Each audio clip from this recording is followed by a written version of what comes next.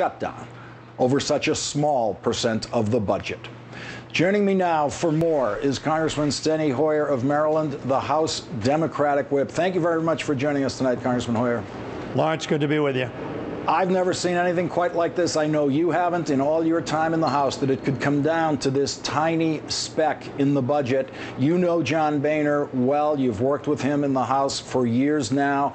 Do you think he is going to be able to close some kind of deal here in the hours that remain before the shutdown?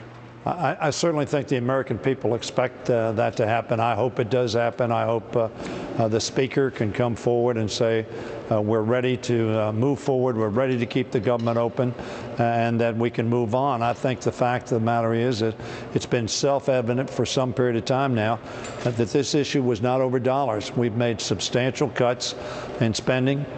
We know that we need to make cuts, we need to affect efficiencies, we need to bring this deficit under control. But the fact is, this has not been about dollars, it's been about social policy. It's been about, in particular, as you pointed out, women's health issues. And very frankly, it's a shame that we've come to the brink of shutting down the federal government over maintaining women's health. And it was interesting in the clip that you ran of the Republican women refused to answer the question. Why did they refuse to answer the question? Because they know that women's health is very important to every family in America, and that the money being cut would have a substantially adverse effect on women's health. And therefore they didn't want to answer that question. But I'm hopeful, I remain hopeful, even at this late hour, that in the next half hour, an hour, hour and a half, that the Speaker is going to say that, yes, we have an agreement, and that he can get sufficient numbers of his caucus.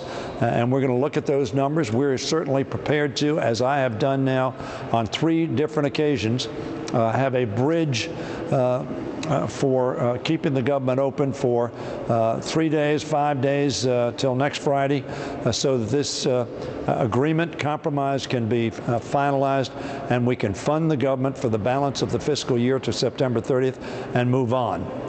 The Speaker's office confirms that at 6:32 p.m. the President called the Speaker.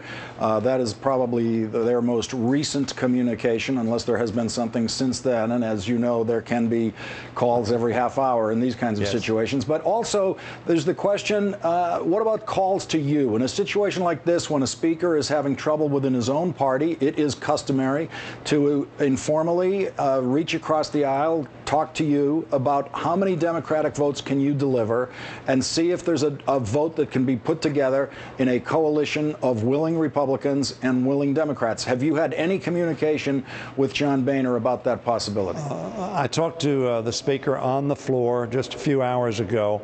We did not talk about votes. He simply said what he's told the press, that negotiations were ongoing. He was hopeful that they would be successful, but he did not ask me about any votes at that period of time.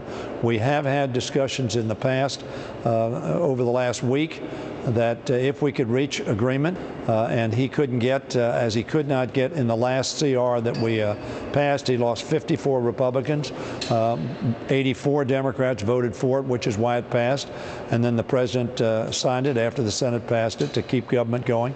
I did tell him at that point in time that that I would certainly try to be helpful if, in fact, the substance of an agreement was acceptable on our side. Clearly, a short-term extension would be if it did not include extraneous matters. I pointed out to the Speaker that when we had differences of opinion with President Bush, we did not push the government to the brink of closure.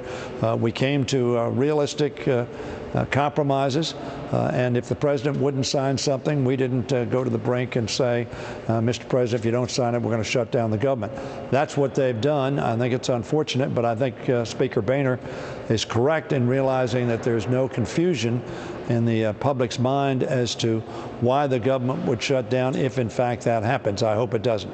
Congressman Hoyer, we saw in the health care legislative battle that last year that it came down in the end. The final provision that you had to struggle over within your party was the abortion language in that bill, and there were different proposals floated at different times about how to finesse that language. Are any proposals being floated now that you're aware of about how to finesse the language concerning the Planned Parenthood provision in a way that might allow each side to save face and go forward?